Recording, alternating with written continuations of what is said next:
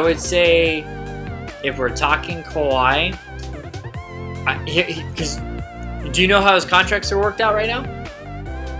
Well, I know he has an opt-out for after this season, right? After this coming season. Second season. So does Paul George, but I don't think Paul George, if he has another bad year, he ain't opting out. He's going to go ahead and keep that money. He's going to keep that bag. Well, yeah, because to be honest with you, who's going to really want him who's going to pay him like $30 million? No one's it's like to say that because he's really good. He's really good, but I mean, you choked the way he did this year. Every year he chokes. Since Indiana, he's choked every year. Got to OKC, choked in the playoffs. Got to the Clippers, choked in the playoffs. So I'm glad he didn't come to the Lakers because we almost had him. I'm not talking smack, but he's not Batman and he's not Robin. So what does that make him? Batgirl. He's the dog. So you figure, okay, so here's a possibility, and everything's a possibility. And when you look at it as a bigger picture, think about it. We didn't think Kawhi would ever leave San Antonio, and then he left. Right. And then he wanted to leave San. No one thought that was going to happen. I would have never thought that. No one's ever said I want to leave. I want to leave San Antonio. No one's ever said that.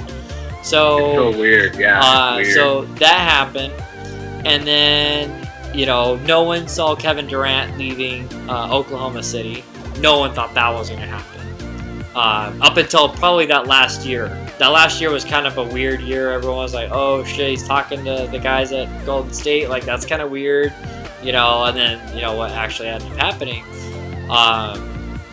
But no one saw that, and then I would say a lot of people did see. Was it Kawhi Leonard? A lot of people did think that it was a 1-year rental, and they thought the only way that they would keep him is if they won a championship. If they won a championship, maybe he'll stay. And then they win the championship and he didn't stay. So that makes it, everyone knew he was going to leave. I think a lot of people didn't really know where he would go, though. But one of the main teams of where he was thinking about going, but the organization was just a piece, was just the POS, was the Knicks. And if you look at it, really think about it. So they have a new general manager. They have a new president of operations with Leon Rose. He's an old agent in the NBA. Very well respected.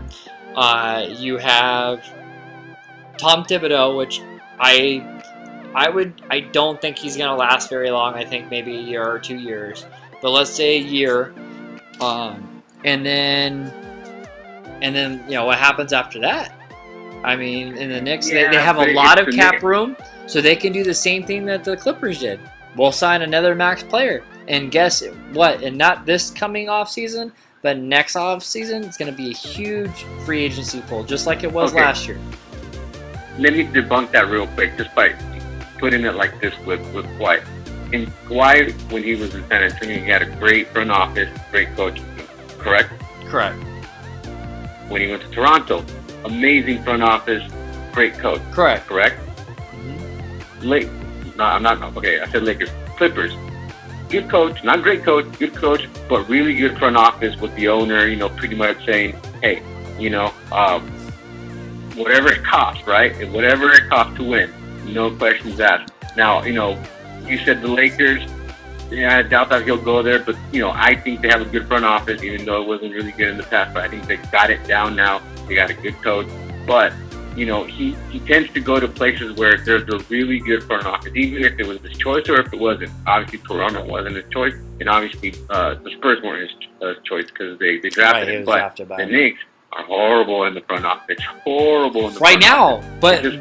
But that could all change. It's not going to happen. That could change with Leon Rose, and we don't know. We honestly don't know. But here's my thing. Okay, let me paint you this picture. The Knicks have all the cap room in the world next offseason. They have pretty much everyone's off the books. Right. That's the way that they went after this last season's off season. Was they were only signing people to 2-year contracts because they wanted to have free agency space in this next year's, this 2021 season. After that season, they wanted all the cap room. Guess who else is a big free agent next year? Who's the biggest free agent next year? Again, who else? Giannis. Who? Logan. Not Logan. Sorry, that's my dog. Oh, okay. Giannis. Oh. So you tell me. So let's say next year offseason crashes just the same way that the Clippers crash in the second round or first round even. Let's say they lose in the first round or second round. It doesn't matter. But I don't see them getting past the second round next year. I think the West is going to be stronger. I think Golden State's going to be back. It's going to be even harder next year. Golden State. Forgot about those guys. So let's say Giannis goes, you know what, I'm a free agent. And Kawhi Leonard goes, you know what, I'm going to opt out of my contract. This wasn't what I thought it was going to be. I'm out. And he goes, and they join up in the Knicks. And you have Kawhi Leonard and Giannis on the same team. That's going to be hard. And then get shooters around him. Just get a whole bunch of shooters around him. That's going to be hard. Well, you know, I wouldn't be too shocked if they joined forces. I would be very shocked if they joined forces in New York. Well, I still don't see that happening. So there was a report that came out, I think it was by ESPN, and they were talking about free agency. And they were talking about basically what the players really want when it comes to free agency. We're talking about the big guys, not the small fish, but the big fish, the main guys. What do they look for? They look for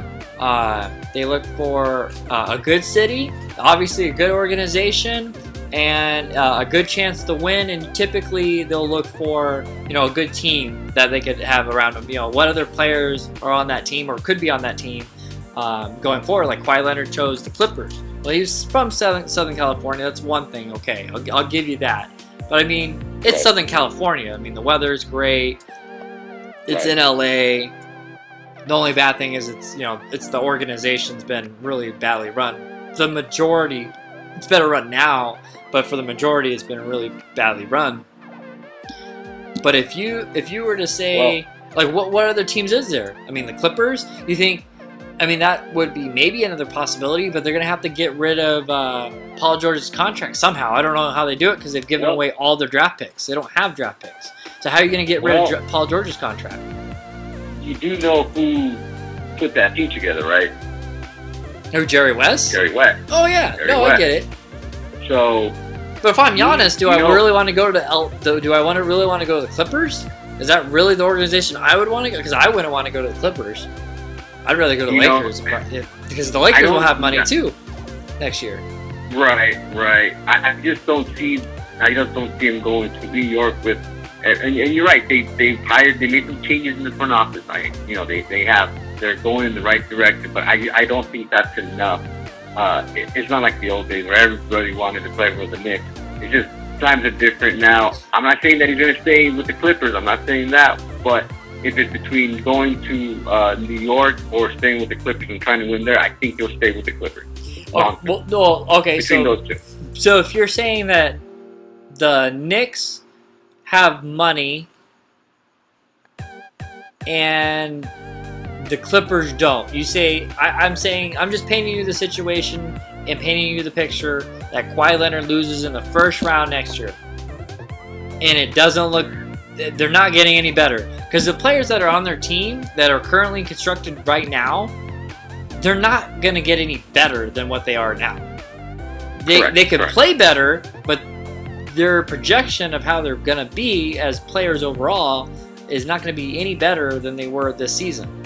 Again, they could play better as a team. That could happen. But that takes a lot of time and practice, which, Kawhi's going to have to actually play these games and not do load management. That could happen. I'm not saying that can't happen. They could win the championship next year. Yeah, absolutely. But if they lose in the first round. If you put it that way, they lose in the first round. Obviously the team is a little older. They don't really have any young players. They have no draft picks. They have no salary cap. I still think Jerry West can talk to him and be like, listen, this is what I'm going to do next. You know what I'm saying? Like, I'm going to get, these are the type of players I'm looking to get in here to help and build around you. By that time, who knows how that team is going to look like, of course. But, I really feel that Jerry West is, he's the brains, man. He's put in a lot of good teams. Obviously, in Golden State, obviously with the Lakers, in the Kobe Shaq era. I'm pretty sure you heard about the whole. I mean, Jerry West has that eye when it comes to finding talent. You know what I'm saying? He has that eye. I don't know if you heard about the whole Kobe thing. I'll make it real quick. Where Jerry West said the moment he saw him, he knew, like, this is it. This is the one. The next one, the next great one. He knew. So I think Jerry West can pull something out. I mean, it may not even be through the draft or anything like that, but I think he might be able to find the player that'll mesh with Kawhi even better than Paul George.